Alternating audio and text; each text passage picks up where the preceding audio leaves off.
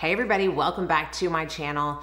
There are some new Chanel products that I wanted to try out for y'all and show you how they work on me, tell you what I think.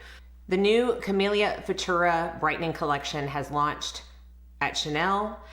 I have 3 pieces from this collection that is comprised wholly of a blush, an eyeshadow quads, 4 new Stylo eyeshadow sticks, a highlighting fluid, 2 Rouge Allure lipsticks, and 2 nail polishes.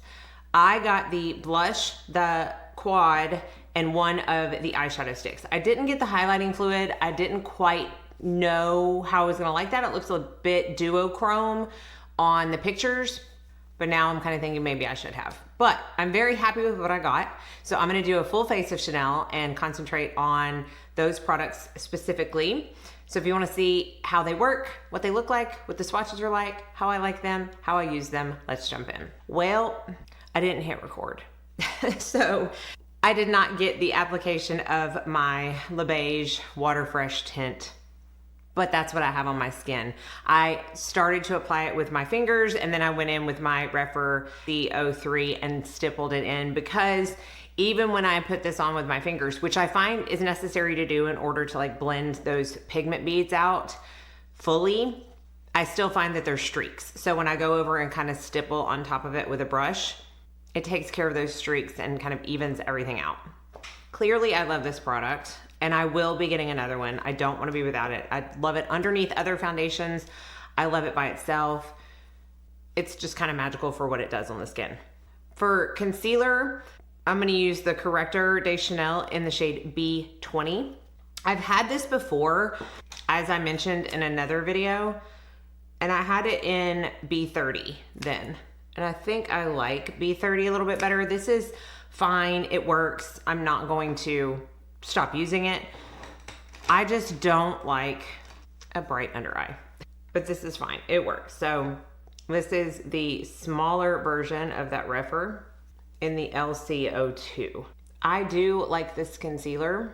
I think the Sublimage concealer in the pot that I rave about all the time has a bit more coverage than this on me, but they both wear really well. And then this one might be a tad more hydrating, but that's not to say that this one dries out my under eyes, because it doesn't. I'm gonna use cream bronzer today. So I'm pulling out the Healthy Glow Bronzing Cream. This is in the shade 390, Soleil Tan Bronze.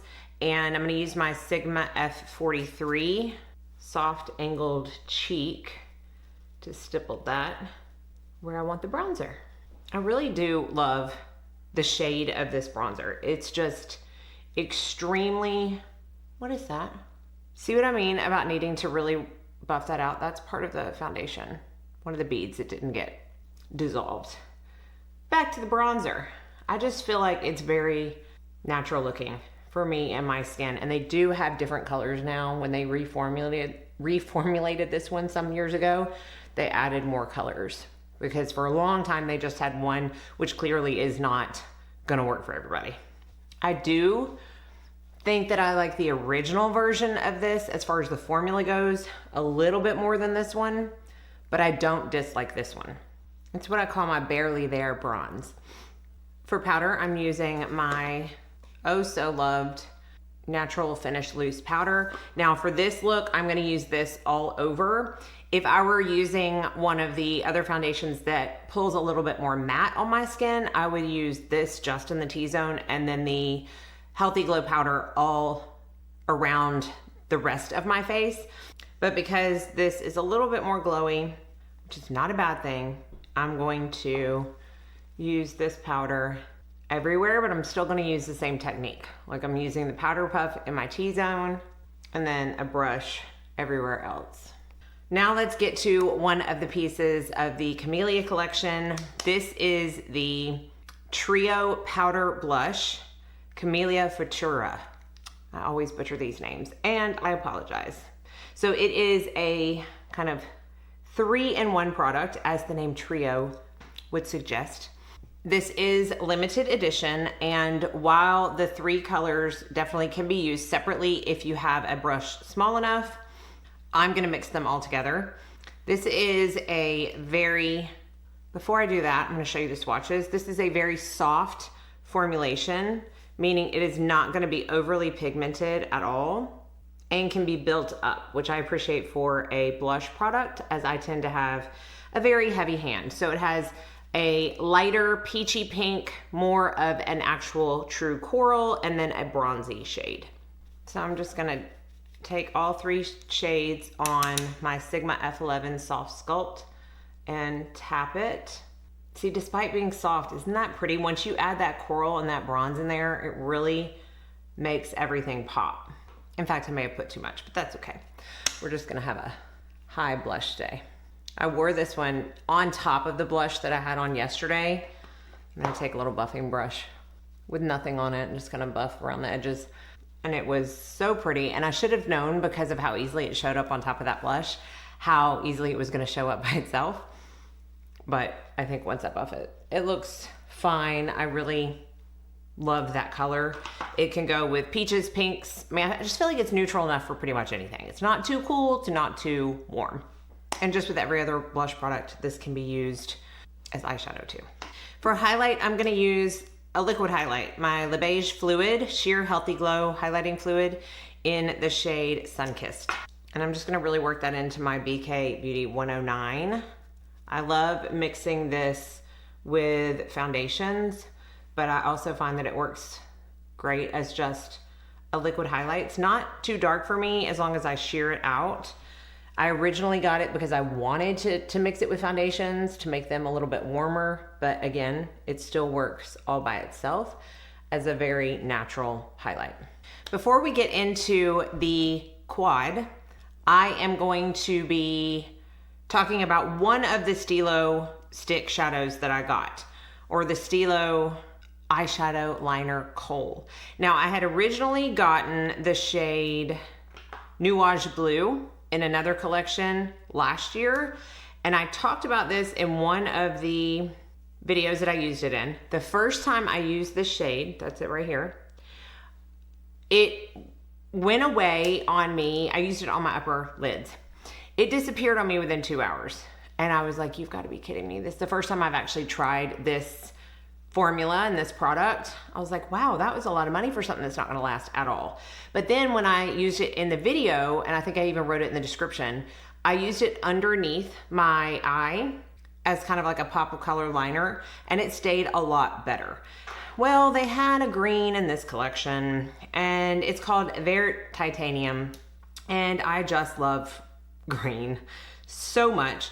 And it is basically the green sister to the other one. So it's definitely different. Like if you got the blue, it is blue, whereas this one is definitely green. So you don't have to worry about anything being exactly the same. In fact, the titanium has a little bit more sheen to it, as you can see as I move my hand and it catches the light.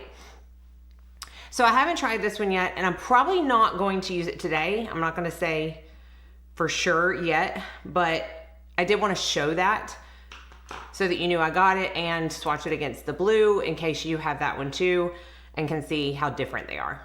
But now let's talk about the quad, which is so gorgeous. This is in 387 Utopia, and it has the beautiful Camellia emboss. It's not even embossing, like it's the actual product. Like it's gonna take a while to get through that to where you don't see the flower anymore. It is so pretty. And this is definitely a soft shadow palette. Like I really had to dig in to get these swatches. So it's got a really pretty pink, then this like ivory, almost topper shade, a very cool tone grayish brown, and then this shade right here, which I hope is even noticeable, is the very pretty like duochrome, but it's also more of like a topper. Meaning if I apply this product just on my lid with no color underneath, it's just going to be a wash of shimmer with a little bit of that duochrome reflect. It doesn't have a ton of opacity. I have not thought at all of what I'm gonna do, but I do want a little bit of opacity on the lid. So I'm gonna start with the pink shade, and I'm gonna put it on my Sonia G Worker Pro and just put this all over the lid. A very, very, very soft wash of color. I mean, I really dug into this product to get the opacity that you see now. And that is going to attract a lot of people. A lot of people want a soft shadow that is not overly pigmented. But some people want the opposite. So I'm just letting you know this is not an overly pigmented shade. This is probably 3 layers of that pink shade. Now, I don't want a ton of much of anything in the crease, but I need a little something, and I figure I can use the gray shade, the grayish brown for that. So I'm gonna use my Refer 13, because again, I want it to be small. Pick up that shade and start on this outer corner. Just feather a little bit on the outer corner, and then feather some up into the crease, maybe like halfway. So see, I'm not taking it all the way in, just halfway, and then just take a clean blending brush and kind of blend out those edges. So this is not gonna be something that you're like, oh, look at that shade in her crease, and that's good, that's what I want. And then I'm gonna take one of these little brushes that come in the palette, and I'm gonna pick up the duochrome shade right here. Knock that brush off, because quite a bit of shimmer just got on my hand, and that could have gotten on my face. So knock it off and then press it on top of that pink. See, that is pretty. I really like that effect. That reminds me a little bit of the Shadow Club from MAC, if anybody remembers that way back when, but in a more sheer formula that is in turn more versatile, because I can top any shade with this, whereas Club, you know, the shade underneath it may have just kind of disappeared. But this way you can really play around with what you want it to work with duochrome wise. If you want to put a pink underneath, if you want to put a brown underneath. Oh, I hope that's coming across on camera, because that is very pretty. Honestly, after swatching it, prettier than I expected it to be. And then because I want to use all the shades in the palette, I'm going to take this Ivory Topper shade on a 2 mini from Refer. Knock that off and just use it on the very inner corner. Yeah, I like this. And you know what? I said I wasn't gonna use the green, but I'm gonna, because I wanna. And I'm gonna use that on the lower lash line.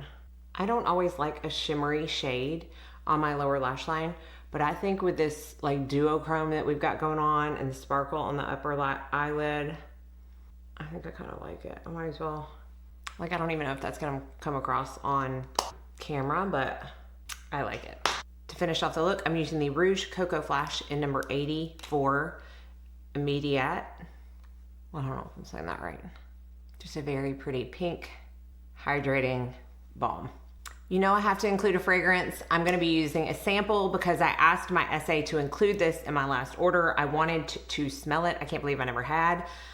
And of course, I fell immediately in love. And this is from the Les Exclusives collection, and it is Sycamore. This is a woody green fragrance that I could literally bathe in. It's got vetiver, cypress, tobacco, juniper, which I typically don't like in fragrance, but it works in this one. Sandalwood, aldehydes, pink pepper, spicy notes, and violet. It's not too overwhelming, but it just puts me in a bubble of fresh, woody goodness. I love it. And this might be above 1957 for the next exclusives that I want to purchase. So if you couldn't surmise from this video, I love everything I got. Truly, I love the looks of this collection, and I'm so glad that I got the blush and the quad and even the Stylo eyeshadow stick. So that is it. Hopefully you enjoyed. I will have everything listed and linked down below. Thank you so much for watching. I will see you in my next video, and I hope you all go out and have a very blessed day.